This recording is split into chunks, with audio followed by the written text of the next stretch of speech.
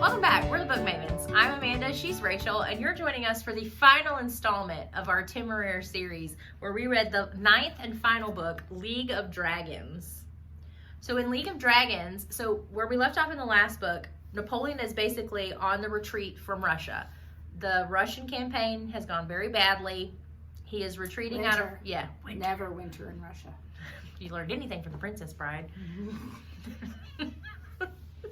Land war. Yeah. A land war. Yeah, don't do that. But, so Napoleon's kind of on the run when this book picks up. But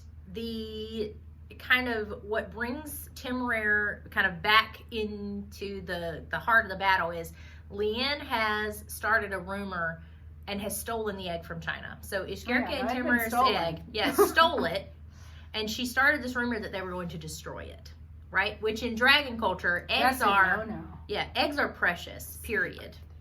You do not mess with eggs. And this idea that... Across the board. Yeah, across the board. Another dragon would steal to destroy is like the ultimate betrayal of all that dragons are and all that dragons stand for. So like it immediately puts them into action. And then so that's how we get back into kind of the heart of Europe, as it were, and the heart of the conflict. And so Ishkirka's there, of course. Ishkirka's, of course, there. So, and then Lawrence actually gets captured. So Lawrence and Granby with their dragons, because Liane essentially set a trap for them.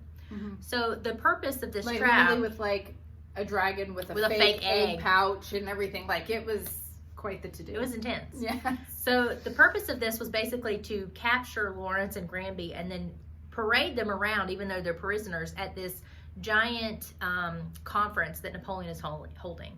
So Napoleon's political move in this book is to create a concord, where basically he's divided up the world amongst the dragons to try to get the dragons basically behind him. Yeah. Yes, their own lands. So if Napoleon wins, then they will have these recognized protectorate areas, Which means nothing, and this is what they keep trying to tell them. Yeah, he can promise you all of these things. How is he remotely going to deliver on this?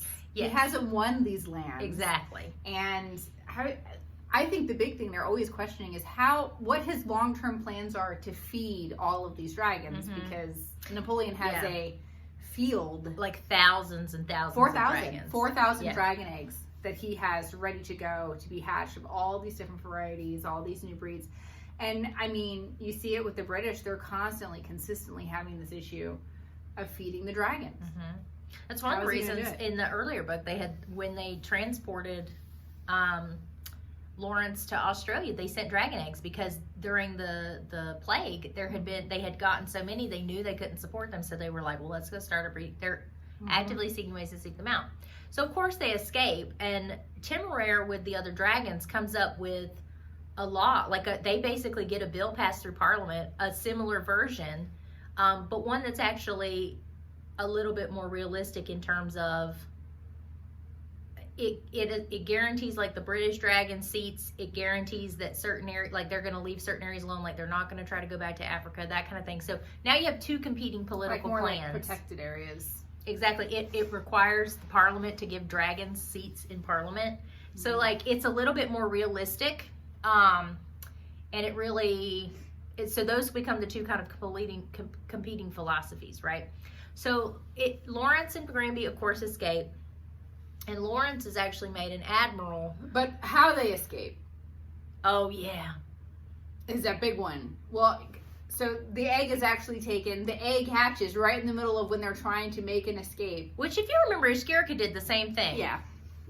Ishkirka and this egg dragonette are like twins in terms of attitude. There's a definite, what's the best angle for me? Although I will say, from Temeraire, she gets a little bit of the let me pause and think for a second. Not the impulsive, impulsive nature of Ishkirka, but she's definitely got independence for sure. So she pops out of the egg. She does have fire and the divine wind in some really cool ways. That's how they escape. Is she basically brings the building down around Lawrence or whatever. Yeah, Temeraire's like, what are you doing? She's like, you wanted a distraction. She goes, but that's where Lawrence is. They're freaking out. So they're looking for Granby and Lawrence, and then there's a horrible fire in there. And then they're worried about, because Napoleon has this young son with the nursery. Empress. He saves Napoleon's son. I mean, It's still very Lawrence. It is still Lawrence. I love Granby Honorable though. to At the one point, end. they're like, basically, they found like a flower arrangement and they're coating themselves with water because they're going to run through fire. And Granby's like, I better not die saving this guy's kid. And like, let's just go. But it's just, I just like it because everything, the relationship, I think, between Napoleon and Lawrence is one of such mutual respect, because Lawrence absolutely thinks Napoleon is just a tyrant. There's no question, but he can't help but respect his tactics and his willingness he is a to brilliant do military mind. what needs to win. So he respects that, but it's also like, I'm going to get you in the end. Yeah, but we are on the opposite sides of this. But he wants to do it the right way. We know that. He's not willing to be dishonorable. He's going to beat him fair and square on the battlefield. And I think at the end, their conversation, because we all know what happens with Napoleon, I don't feel like. Yeah, guys, spoiler alert. Spoiler for history. But like, their conversation is just perfect. Very interesting. So Ning is that's what she decides. They're like, what, you know, do you want to give yourself? So basically, she was intended not to be destroyed. That was a lie that Leanne had told. But she was going to become the companion for this toddler. Yeah. And so she says, well, because when she pops out, Temeraire's like, she's fully mature. She could have come out weeks ago. She goes, yeah, but I didn't want to make a decision right away because, you know, the Emperor of China wants me, but now the Emperor of, you know, France and Napoleon wants me. And she's like, I'm just kind of waiting to see who's going to come out on who's going to come out on top. And I was like, oh, and there's this Kirka. Yeah, what's most beneficial for her. Yeah, and she kind of consistently holds that line. So she refuses to participate in battle because she doesn't want to sully herself before the Chinese, but regularly inserts herself. She keeps an eye on things for sure. She like sets herself up in this little oversees the valley so she can watch things. She makes them take her with them. Like, she's very Askerka in her. She's very convinced of her own self-worth. I mean, like we like a Askerka girlfriend who has some good self-esteem. But yeah, it's like but she's real conniving. Because at the beginning, you think, oh, okay, this could be really interesting. Because her whole thing is like, Temeraire is like, well, we're fighting so there's peace. She's like, yeah, but that'd just be peace this time. I'm more interested in like global peace. How can we stop all wars? So she wants to align herself in the position that will best, like basically with who's the most powerful. And there's a point where she's having an argument with one of the British dragons, and she basically doesn't believe in democracy because she thinks it's ineffective, which it is. It is inefficient. That is true. It is very slow. But she's like, well, if there's only one person making decisions, they all get made so much faster and you get so much more done, which is not incorrect. However, it's a recipe for abuse of power. Of course. And so at one point, she's not really a fan of like democracy and the British model, and that just like gags the British.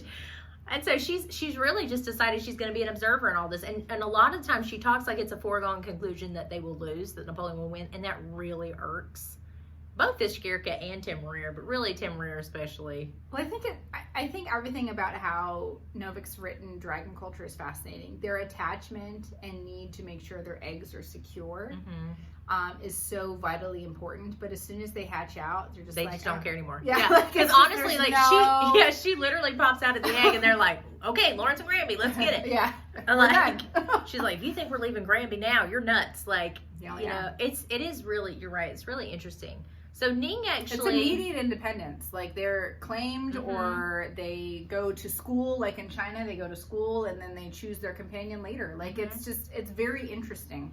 I don't know. So Ning really actually doesn't end up playing as much of a role as anticipated. I was a little bit disappointed in that because other than being kind of a needling presence, she really doesn't do anything because she refuses to participate in the war. And along that front, she actually, so Lawrence becomes, you know, we're back into like really good fast-paced action. I really loved the pace of this again. We were back at it. Yeah, we're on campaign, we're moving, figuring out how, I always like to read about the logistics. You know, they go into a whole big thing about how the dragons are going to be making money and how much money and how, didn't you love the scenes where they're talking about like doing sums and like. Oh yeah, dragons are natural savers. Well, I mean, they're like little mathematicians. So they just, They know exactly how much money they have and then how they're going to keep it, and then you find out like they can then trade their money. Temeraire. Yeah, they can trade their money for extra food Oh, and yeah. like so. Lawrence basically with Temeraire sets up an economy. Mhm. So because they get put in charge, so they're an admiralty and they're in charge because the Tsar requests Lawrence basically to be the liaison. Mhm. So the admiralty assigns him kind of the captains that are the most distrustful of him, the ones who are the most likely to disobey him. So both Temeraire and Lawrence's leadership is really put to the task because Temeraire is dealing with a lot of dragons, including Russian dragons, which remember were treated so badly. So he's trying to like manage all of these different kind of approaches, and Lawrence in the same time is trying to figure out. So this book, they both had a lot of growth in their leadership practices and their leadership style. And I really loved it because it was a combination of the way Temeraire behaved in earlier books when he thought Lawrence was dead and he like became in charge of this militia of dragons. So you got to see how dragons worked out their problems for themselves, but then now you have them cooperating with humans. And it was kind of the way you'd hoped it would be. Yeah. This whole time. Well, I mean, you just see them where they're not at odds. One's not giving up something for the other to be happy. Like they're both on the same path finally, I think, which is good, which we've all been. I mean, they've always loved each other. Temeraire and Lawrence's relationship is fabulous, but in terms of the things they think that need to happen, it took them a while, I think, to be able to see things through the same lens. So. I really, they both were willing to look at it in an innovative way, like the idea of doing the math and shares, and like they basically have this big award ceremony after every battle because it's very, the dragons are very ashamed when they didn't get a piece because some of them had gone off to like pillage instead of staying with the battle, and so then they didn't get a share, and so but they use those things against them, and like the Russian pharaohs are the perfect supply ones, but they have to overcome their distrust of like, so basically they're like, you eat first and you eat this much and then you bring it and you'll get to eat every day, and like so basically they use the dragon's strengths and expertise and experience and they manage them in a way that works with their personalities. I feel like this whole part of the book just really vibed with you because of the econ stuff. It did. The economy stuff really spoke to me. Yeah, you hear it in her voice. This is where it's at for Amanda. I was having a It's great good. time. It was really interesting too with the British dragons in particular because Britain has been so resistant to incorporating dragons in a different way in society, and you really see that with like these old guard captains. So like Poole and Fidelitas, I think, are kind of the ultimate illustration of that because during the award ceremony, Poole like interrupts and is like, "How much longer do we have to do this?" And like Fidelitas like immediately shushes him, like brings him in and be like, "You are being so rude," like. And then later, Fidelitas actually disobeys Poole in battle because Poole wants to basically undermine Lawrence, and Fidelitas wants their shares.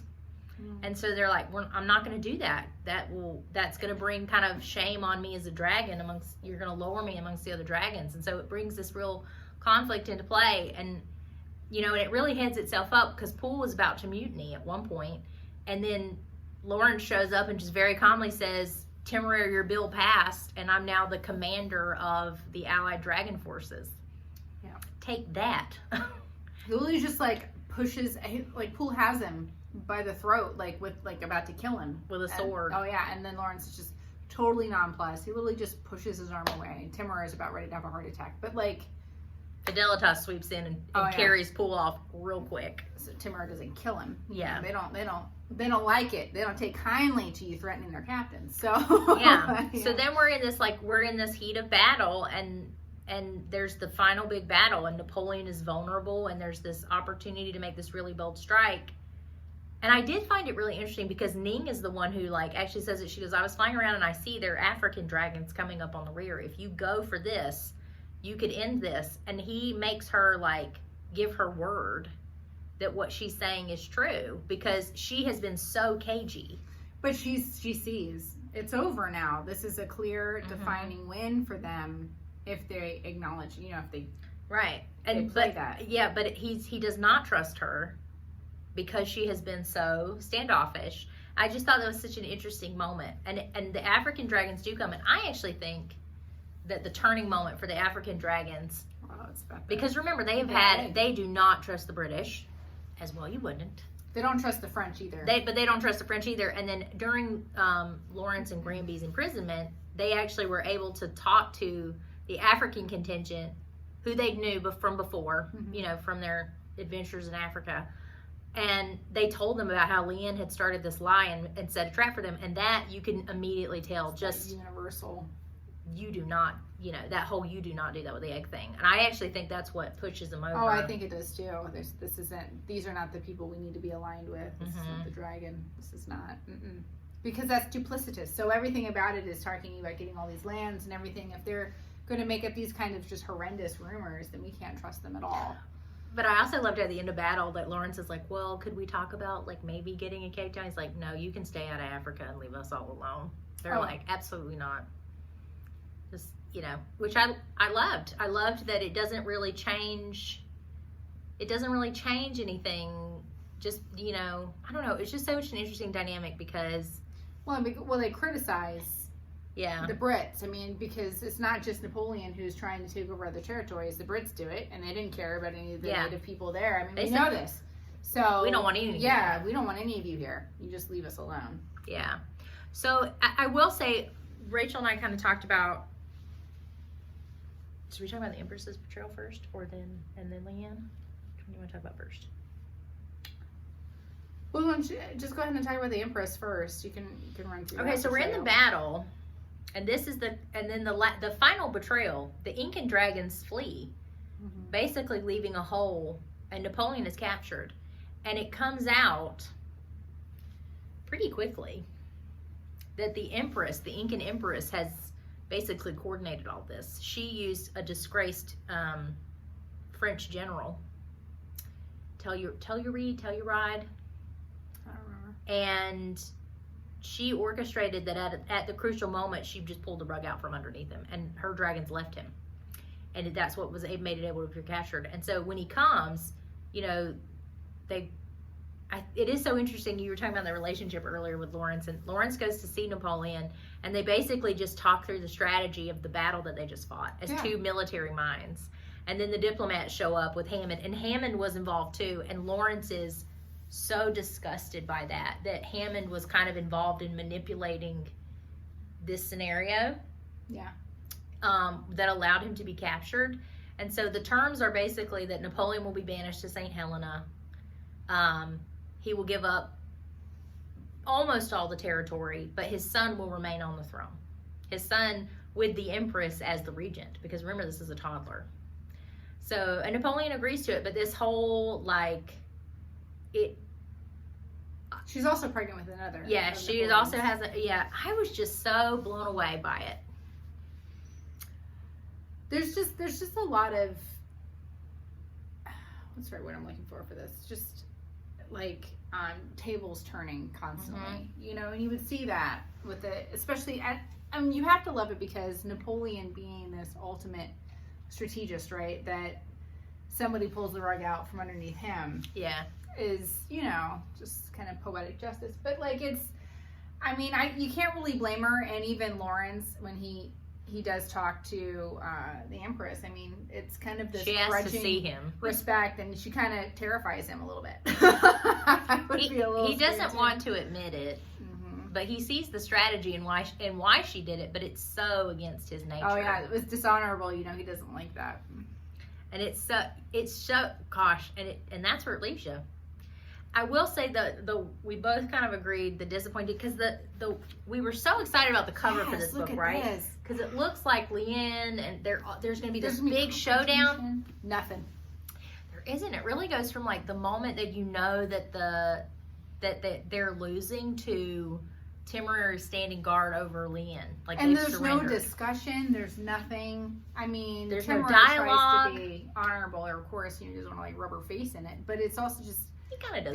There were some words exchanged between the two of them in previous books, and then it just seemed kind of like and then we didn't talk about it. And I was disappointed in that. I really thought there was going to be a showdown, even if it was just a dialogue scene, something. But there's no dialogue between them. So once honestly, he never speaks to Leanne in this book. Even once they discover her lie, there's no dialogue between them. And considering they've been these huge, they've been each other's Well, I mean, conflict. Hates Temeraire. I mean, just loathes. Well, him. she does all this, because Temeraire killed her companion the first time. Well, and then nothing. But he didn't directly kill him. Right. There was a conflict between the She two of just them blames fighting, him. and he gets crushed. I mean, And if you remember, she basically came up to him and said, "I'm going to take you to the pain, Princess Bride style. I'm going to take away everything you love, and then you can live as long as you want in misery." Like, she's pretty hardcore. And then she's shown. And then, so in the one ways, it did feel very, and there's unfinished. Yes, it has left the door open for more, and Naomi Novik has talked about where she might come back and do more. There's certainly more places they could take it on the political front in terms of rights for dragons, which was definitely explored heavily in this book. Well, and that's where it leaves it. And Lawrence is like, we love Tarkay. We're going to stay in England. We're going to stay with Tarkay, who's won his lawsuit. Yeah, it took over 20 years. It's fine. And he's got himself a big plot of land and invites them to come.